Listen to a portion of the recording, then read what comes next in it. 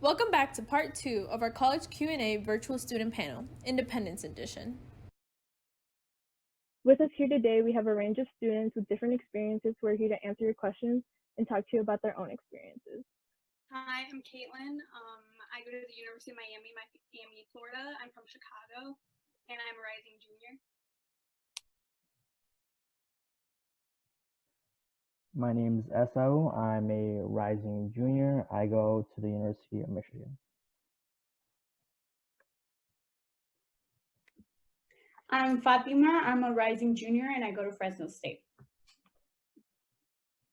Hi, my name is Eric. I'm a rising sophomore. I go to Aquinas College, and I'm from Grand Rapids, Michigan. And I'm Stephanie Estrada. I go to the University of Michigan.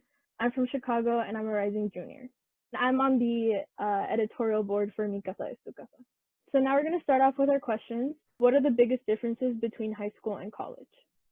I would have to say the responsibility that you have, it's a lot, I don't want to say bigger, because high school, you're kind of finding out what your responsibilities are, but I feel like it's a lot more serious. It's not like, okay, if I don't go to class, it's whatever. At this point, it's your responsibility to know whether you actually want to have your education or if, you're just going to pay to not show up. So I kind of think about it like that. So it's not something that, you're given. You're actually working hard for your education at this point. And it's not like the teachers are going to be like, oh, you didn't show up. Let me give you what you missed. It's more like it's up to you to find out what you missed. It's up to you to know whether you're going to miss a certain class. And then on another note, I feel like it's also a lot more choices. So based on classes you want to take or your schedule or what time this happens or what time that happens, as well as like other things that happen in school. So I feel like at one point you have, a lot more freedom in certain aspects, but it's also a lot more responsibility on your part on what it is that you want to take. To add on to like what Fatima was saying and stuff, it's definitely a lot of responsibility and a lot of choice and stuff. But with that comes time management and stuff. I think it's a huge part that, a lot of people, you have to know how to like apply yourself to what you're doing and stuff. And just like the choices, like you're basically in control, and so whatever you decide to do is ultimately up to you and stuff. Going off of that, like they said, like your teachers, if you're not there, sometimes like your classes are really big. They're not going to even notice that you're not there. So if you do miss, you have to take the initiative, ask them what you missed, or if there's any notes that you need to get from like other students in the class.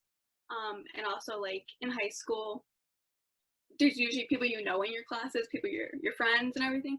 But when you have a bunch of different classes, most of the time you might not know someone in the classes, so you have to make at least one friend in that class, just so that if you miss a class, you can go to them, ask for help, ask for the notes, and just in case anything happens.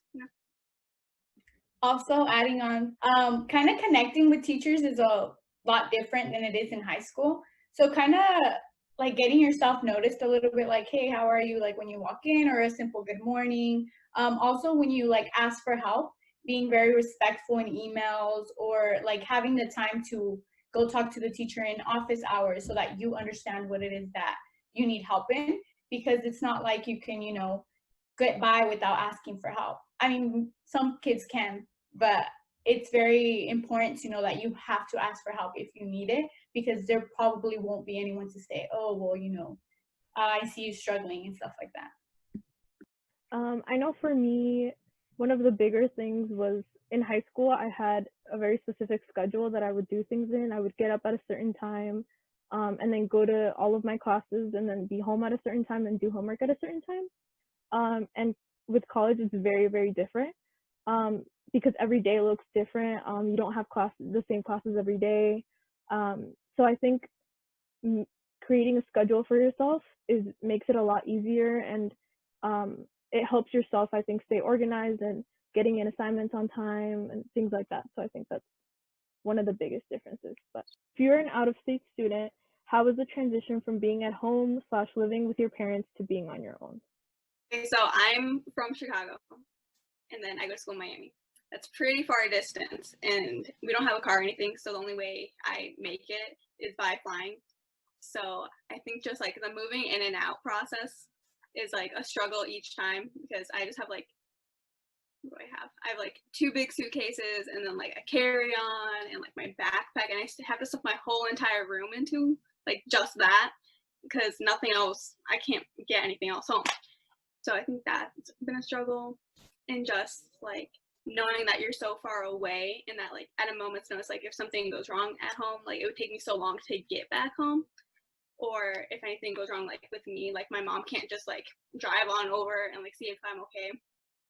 But using like FaceTime or like texting my mom and like my family in general is good. So with like roommates, I've never had a room to myself. I've always shared a room with my brother. So like in terms of roommates, like that was okay because I was already used to that. It wasn't like I was suddenly sharing a space with a new person, and I was so used to having the room to myself because I think a lot of people, they're used to having their own room, and when they come to college, suddenly they have to deal with like another person in the room and they don't know how to do that. So I think that just like respecting other people's boundaries and everything. I think for me, the biggest thing I struggled with was being out of state, was getting homesick. I am very, very, very close with my family and my younger brothers. So I would get homesick a lot. And freshman year, I would go home very, very often. It's only Ann Arbor from Chicago is only a bus ride away. So it was really easy for me to just hop on the bus and then hop back. But I think it also, going home too often, I think, is also not great because you start to get used to it, and when I go home, I kind of forget my responsibilities, which is not great. So I think having that boundary between home and school was something that I had to learn my first year. But I do want to say that, getting homesick is okay, and then wanting to see your parents is also okay. And if you don't want to see your parents and you don't get homesick, that's okay too. But that was one of the biggest things for me, being out of state. But like Caitlin said, just using FaceTime, texting, they're always going to be there for you. Just because they're not with you there physically, they're still there. So. This concludes part 2 of our College Q&A Virtual Student Panel, Independence Edition. Up next, we have parts 3 and 4 that will be out soon. We will be talking about student resources and services, clubs and organizations, and more about our own experiences. For more information, please visit www.micasaetc.com, and please subscribe to our YouTube channel at Mi Casa es Tu Casa for more videos like this one. Thanks for watching!